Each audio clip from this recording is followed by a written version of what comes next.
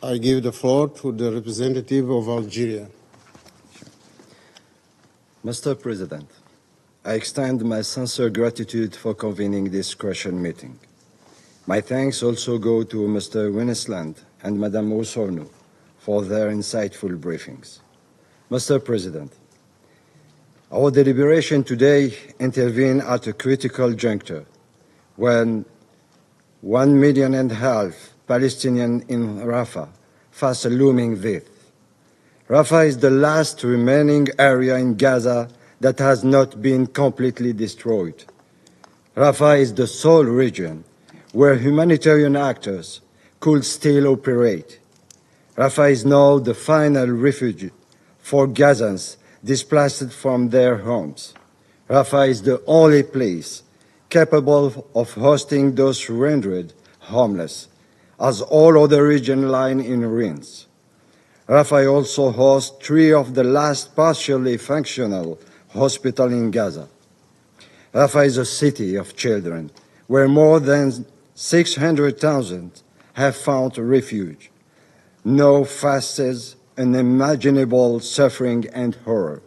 Rafah is also adjacent to one of the main lifelines to transit aid to Gaza.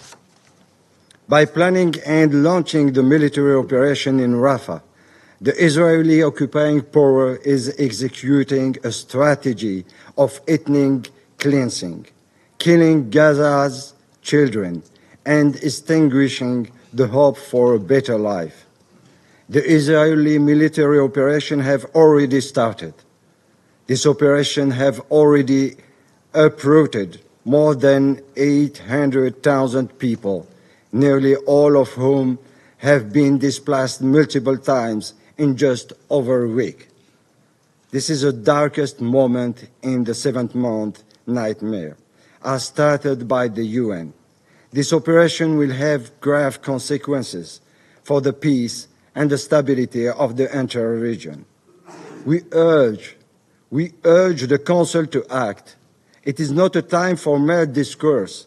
It's time for decisive actions, such as a genocidal operation would lead to further breaches of international humanitarian law and international human rights law. I would entail further atrocity crimes for which those responsible must be held accountable. We call for an end to forced relocation and the protection of vital infrastructure on which these children rely. Mr. President, the humanitarian situation in Gaza is beyond catastrophic. I would like to share the testimony of Yasmina Gouda, who recently returned to Gaza for a second deployment with OCHA, and I quote, "We would need to invent brand new words to adequately describe the situation that Palestinians in Gaza find themselves in today. No matter where you look, no matter where you go, there is destruction, there is devastation, there is loss. There is a lack of everything. There is pain. There is a just, incredible suffering. People are living on top of the rubble and the waste that used to be their lives. They are hungry. Everything has become absolutely unaffordable. Access to clean water is a daily battle. Many people haven't been able to change clothes in 7 months because they just have to fly with whatever they were wearing. They were given 10 minutes notice and they had to run away. Many have been displaced 6, 7, 8 times or more." End of quote. Mr. President, the occupying power now control all crossing points, including the Rafah crossing, pushing the population to unprecedented levels of deprivation. Today, literally no humanitarian aid enters Gaza.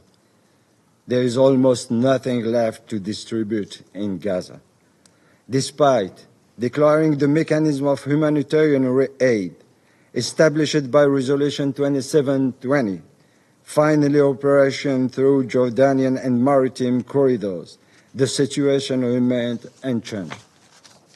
The aid convoy coming from Jordan, which was supposed to be protected by the occupying forces, has been attacked by Israeli settlers.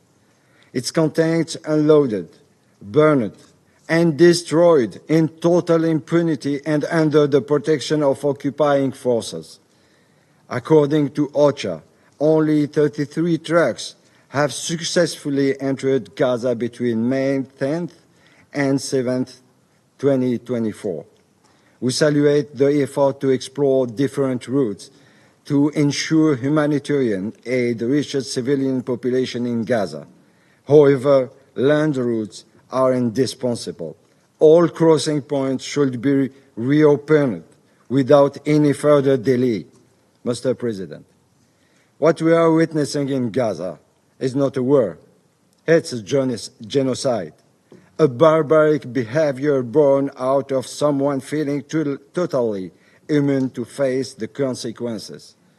Given the prevailing climate of impunity, it is a high time for the international community, for this very Security Council, that to halt the hostility and establish an international inquiry mission to establish facts and ensure accountability.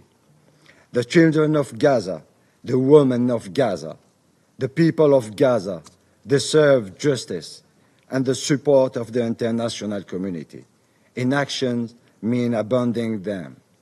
Abandoning them means abdicating our humanity. I thank you. I thank the representative of Algeria for their important statement.